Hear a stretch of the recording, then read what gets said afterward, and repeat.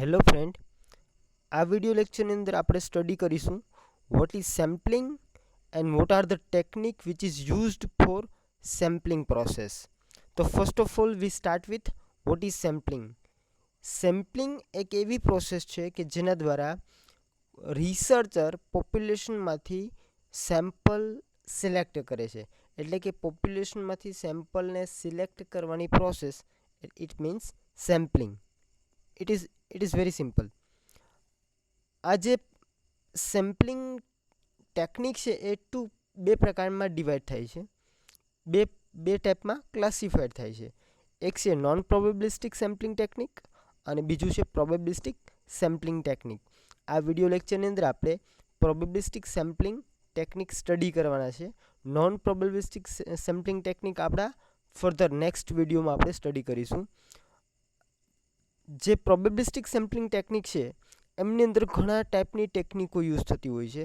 તો એમની અંદર છે સિમ્પલ રેન્ડમ સેમ્પલિંગ છે, સિસ્ટમેટિક સેમ્પલિંગ છે, સ્ટ્રેટિફાઈડ સેમ્પલિંગ છે, ક્લસ્ટર સેમ્પલિંગ છે અને એન્ડ મલ્ટી સ્ટેજ સેમ્પલિંગ છે. તો આપણે આ વિડિયો લેક્ચરની અંદર ઇન ડિટેલ આ બધી ટેકનિકો વિશે જાણીએ, રાઈટ, વિથ એક્ઝામ્પલ. એમાં first method simple random sampling, SSR, right. આ ટેકનિક એવી છે કે જેમની અંદર પોપ્યુલેશનમાં રહેલા હરેક એલિમેન્ટ એટલે કે હરેક જે પોપ્યુલેશનના મેમ્બર છે એને તમે સિલેક્ટ થવા માટે, સેમ્પલ તરીકે સિલેક્ટ થવા માટે ઇક્વલ ચાન્સ આપો છો, બરાબર. એટલે અહીંયા કોઈ પણ પ્રકારનો બાયસ રહેતો નથી. તો આ ટાઈપની જે ટેકનિક છે એને તમે શું કહી શકો? Simple random sampling. અહીંયા બે વસ્તુ છે, એક તો પોપ્યુલેશન છે અને બીજું છે સેમ્પલ, બરાબર. તો હવે કઈ રીતે સેમ્પલ સાઇઝ નક્કી કરીએ?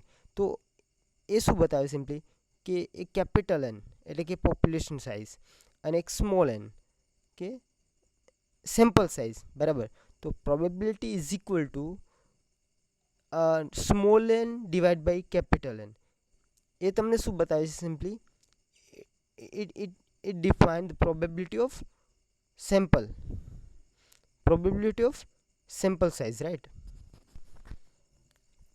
આપણે આ વસ્તુ છે with replacement and without replacement પણ કરી શકીએ. એટલે એકને એક રિપ્લેસમેન્ટ ઇન ધ સેન્સ કે ભાઈ એક વખત કોઈ સેમ્પલ છે એ પોપ્યુલેશનમાંથી સિલેક્ટ થઈ ગયો તો નેક્સ્ટ ટાઈમ જ્યારે પણ આપણે ફરીથી નેક્સ્ટ સેમ્પલ લઈએ ત્યારે ફરીથી જે સિલેક્ટ થયેલો સેમ્પલ છે એને પણ ચાન્સ આપીએ તો it is cold with replacement. અને જ્યારે તમે એને ચાન્સ નથી આપતા તો it is cold without replacement. એટલે આ બંને રીતથી આ ટેકનિક યુઝ થઈ શકીએ.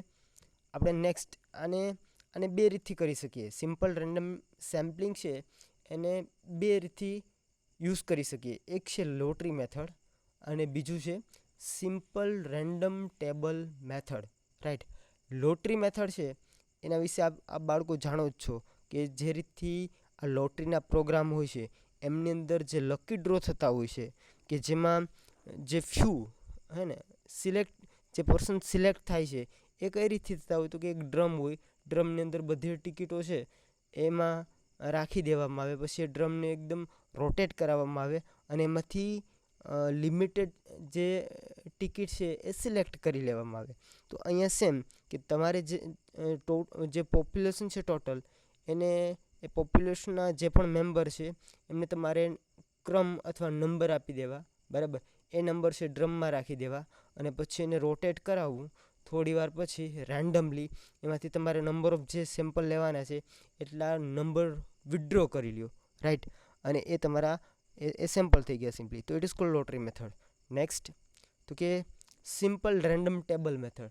તો આપણી હરેક બુકની અંદર તમને ખ્યાલ હોય રેન્ડમ નંબર ટેબલ આપેલું હોય તો એ સેમ એનો યુઝ થઈ શકે. અહીંયા જો એક એક્ઝામ્પલ આપેલું છે સિમ્પલ રેન્ડમ નંબર ટેબલનું. It is called simple random number table, right. તો એના પર તમે યુઝ કરી શકો. એને કઈ રીતે યુઝ કરી શકાય તો કે સિમ્પલી તમારે જે પોપ્યુલેશનમાંથી જે સેમ્પલને સિલેક્ટ કરવા છે ને એ પોપ્યુલેશનના ટોટલ એલિમેન્ટને 1 to 100, 1 to 1000 તમે નંબર આપી શકો. Than after you have two select number from random number table. અને રેન્ડમલી રો વાઇઝ અથવા કોલમ વાઇઝ તમે રેન્ડમ નંબર ટેબલમાં જે નંબર આપેલા છે એ સિલેક્ટ કરી લ્યો એઝ એ સેમ્પલ તરીકે, બરાબર.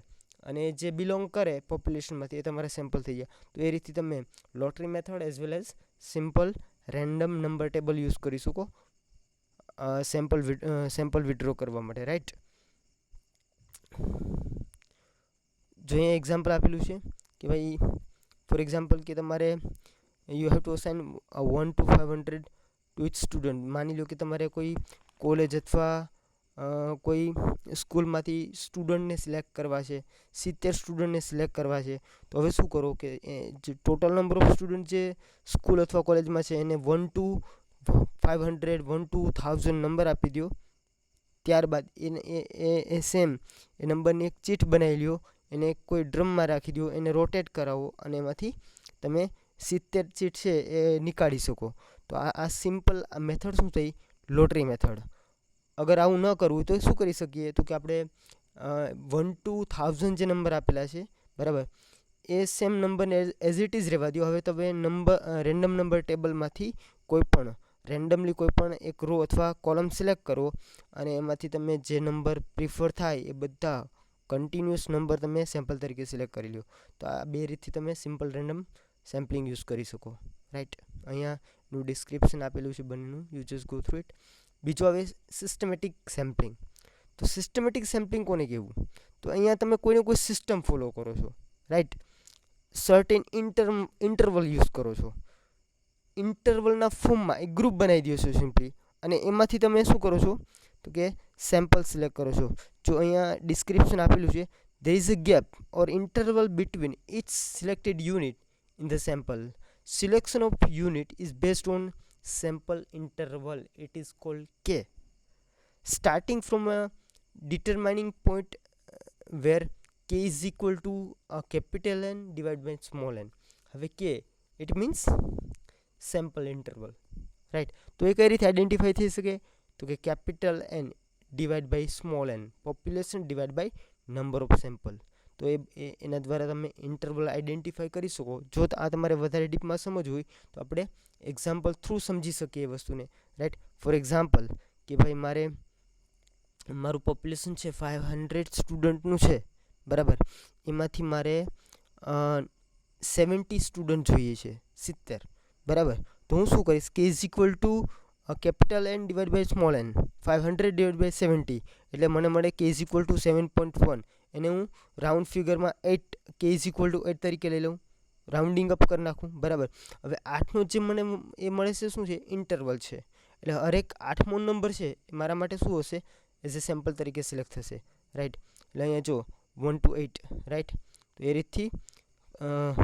રીતથી મારા સેમ્પલની અંદર પેલું ફર્સ્ટ 5, 13, 21 એ રીતે ઇન્ટરવલ. પછી હું એમાં કોઈ પણ નંબર સિલેક્ટ કરી લઉં કે ભાઈ પેલો 5મો નંબર સિલેક્ટ કરું, 5થી પછી 8નો ઇન્ટરવલ રાખી દઉં તો 13 આવે, 13થી 21 આવે. તો એ રીતે હું કોઈ પણ રેન્ડમલી સેમ્પલ સિલેક્ટ કરી શકું. તો આને શું કહીશું આપણે? Systematic random sampling, right. Further example is given. જવા દો આને, you just go through it. Next, stratified sampling. સ્ટ્રેટિફિકેશન એટલે કે ડિવાઈડ કરવું. તમે જ્યારે પોપ્યુલેશનને એના હોમોજીનિયસ એન્ડ મ્યુચ્યુઅલી એક્સક્લુઝિવ અથવા સબગ્રુપ કોલ સ્ટ્રેટા, બરાબર, એના બેઝ ઉપરથી તમે એને ડિવાઈડ કરો છો, રાઈટ. અને એમાંથી તમે જ્યારે કોઈ સેમ્પલને સિલેક્ટ કરો છો તો આને શું કહેવાય? સ્ટ્રેટિફાઈડ રેન્ડમ સેમ્પલિંગ. એટલે કે તમારું પોપ્યુલેશન છે એને કોઈને કોઈ કેરેક્ટરિસ્ટિકના બેઝ ઉપર, બરાબર, હોમોજીનિયસ કેરેક્ટરિસ્ટિકના બેઝ ઉપર અથવા મ્યુચ્યુઅલી એક્સક્લુઝિવ અથવા સબગ્રુપના બેઝ ઉપરથી એને તમે ડિવાઈડ કરી દો, બરાબર. અને એમાંથી તમે કોઈ સેમ્પલ સિલેક્ટ કરો તો આ પ્રોસેસને તમે કહેશો સ્ટ્રેટિફાઈડ રેન્ડમ સેમ્પલિંગ, બરાબર. જો એને આપણે ઇઝીલી સમજવું હોય તો અહીંયા આપણે એને એક્ઝામ્પલ થ્રુ સમજી શકીએ, બરાબર. ફોર એક્ઝામ્પલ જો અહીંયા એક્ઝામ્પલ આપેલું છે કે ભાઈ if you were select a sample random sample of 70 student from the frame, you might be end up with just a little over 350 female student in your college. જો અહીંયા શું કીધેલું છે ભાઈ, અત્યારે આપણી પાસે 500 સ્ટુડન્ટ છે ટોટલ, બરાબર, કોલેજની અંદર. તો એ 500માંથી મારે 70ને સિલેક્ટ કરવાના છે એઝ અ સેમ્પલ તરીકે. તો હું શું કરું કે એને હું સ્ટ્રેટમમાં ડિવાઈડ કરી દઉં, એટલે કે ભાઈ મેલ ફિમેલ, રાઈટ. અથવા હું આવું પણ કરી શકું કે ભાઈ એના સ્ટ્રીમના બેઝ ઉપરથી, કે ફાઇન આર્ટ્સનો સ્ટુડન્ટ છે, સાયન્સનો સ્ટુડન્ટ છે, કોમર્સનો સ્ટુડન્ટ છે, તો એ રીતથી પણ ડિવાઈડ કરી શકું. તો અહીંયા મેં નોર્મલી શું કર્યું કે જે 500 સ્ટુડન્ટ હતા એમાંથી 70 એઝ અ સેમ્પલ તરીકે લેવાના હતા, તો એને મેં ડિવાઈડ કરી દીધા. એક તો મેલ ફિમેલ વાઇઝ ડિવાઈડ કરી દીધા. તો એમાં ફિમેલ કેટલા 350, રેસ્ટ ઓફ ધી મેલ, બરાબર. બાકીના શું છે, મેલ છે, એટલે 150 મેલ છે, 350 ફિમેલ છે. તો હવે એનો રેશિયો કાઢી લઉં કે ભાઈ 350 સ્ટુડન્ટ જો ફિમેલ હોય તો 70માંથી મારે કેટલા સિલેક્ટ કરવા જોઈએ. તો અહીંયા જો male is equal to or female is equal to 150 divide by 500 multiply by 7 is equal to 21. એટલે મારે 21 મેલ સિલેક્ટ કરવાના છે અને 70માંથી 49 ફિમેલ સ્ટુડન્ટ સિલેક્ટ કરવાના છે.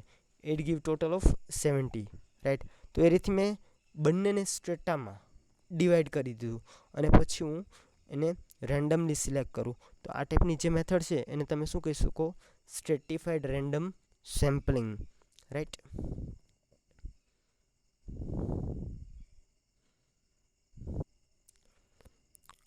Then after cluster sampling, cluster it is same as stratified sampling. Cluster यानी कि you are just try to divide whole market into different segment or different class, but it little bit differ from cluster sampling. શું difference છે પણ તમને સમજાવું. અહીંયા બંનેમાં ક્લસ્ટરની અંદર આપણે કે મેલ ફિમેલ વાઇઝ ડિવાઈડ કરી દીધું ટોટલ પોપ્યુલેશનને, તો અહીંયા પણ આપણે મેલ ફિમેલ વાઇઝ ડિવાઈડ કરી શકીએ, બરાબર. અથવા તો આપણે બીજા કોઈ હોમોજીનિયસ અથવા કોઈ પણ કેરેક્ટરિસ્ટિકના બેઝ ઉપરથી આપણે પોપ્યુલેશનને અલગ અલગ ક્લાસમાં, અલગ અલગ ક્લસ્ટરમાં ડિવાઈડ કરી દેવાનું. અને અહીંયા શું હોય કે ત્યાં આપણે હરેક સ્ટ્રેટમમાંથી સેમ્પલ લેતા, એટલે મેલમાંથી પણ સેમ્પલ લીધેલા હતા અને ફિમેલમાંથી પણ સેમ્પલ લીધેલા હતા. બટ અહીંયા એવું નહીં થાય. અહીંયા આપણે આખી ક્લસ્ટર છે એને ક્લસ્ટરને એઝ એ સેમ્પલ તરીકે સિલેક્ટ કરશું. એટલે કોઈ ક્લસ્ટર છે એ સેમ્પલ તરીકે આખું સિલેક્ટ થઈ જશે, જ્યારે કોઈ ક્લસ્ટર છે એને ચાન્સ મળશે નહીં. તો અહીંયા ક્લસ્ટર સેમ્પલિંગ એને કહેશું, રાઈટ. જો અહીંયા એક બેસ્ટ એક્ઝામ્પલ આપેલું છે ક્લસ્ટર સેમ્પલિંગનું. તમે you just go through the figure, કે અહીંયા કોઈ એક સિટીનું એક્ઝામ્પલ આપેલું છે, બરાબર. આ સિટીને અલગ અલગ સ્ટ્રીટમાં અથવા એરિયા વાઇઝ ડિવાઈડ કરી દીધા, બરાબર.